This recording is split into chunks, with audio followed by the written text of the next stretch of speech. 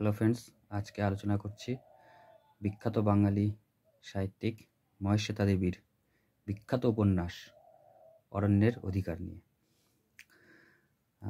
বইটি লেখা হয়েছিল, বইটি প্রথমে বলে রেখি, বইটি আমার কাকা টেবিল টেনিস প্রতিযোগিতায় পেয়েছিলেন বহু বছর আগে।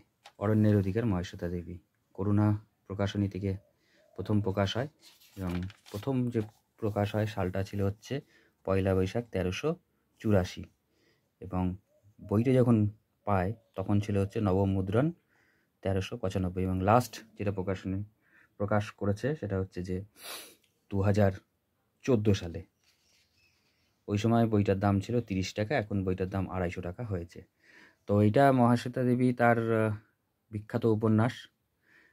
তিনি যতগুলো উপন্যাস লিখেছেন তার মধ্যে একটি খুবই গুরুত্বপূর্ণ উপন্যাস এটা মুন্ডা বিদ্রোহের উপর, ব্রিটিশ সাম্রাজ্যবাদের বিরুদ্ধে যে মুন্ডারা যে বিদ্রোহ করেছিল তার উপরে লেখা খুবই তথ্য নির্ভর একটি বই।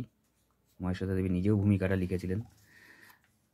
খুবই কষ্টকর জীবন মুন্ডাদের, সেটা দেখানো হয়েছে। মুন্ডাদের জীবনযাপন এবং মুন্ডাদের উপর অত্যাচার সব কিছু নিয়েই এটা একটা পরিপূর্ণ বই।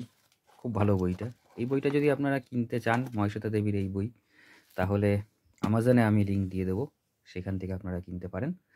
এছাড়াও আপনি কলেজ স্ট্রিটের বা যে কোনো বইয়ের দোকানে গেলে অরণ্যের অধিকার বইটা পাবেন। অরণ্যের অধিকার বইটা পড়া উচিত, কারণ হলো খুবই তথ্য নির্ভর একটি বই এবং মুন্ডা বিদ্রোহ সম্পর্কে খুব ভালোভাবে লেখা আছে এবং আদিবাসীদের জীবন, তাদের জীবনযাত্রা, তাদের অর্থনীতি সব কিছু এই বইটার মধ্যে ভালো করে লেখা আছে।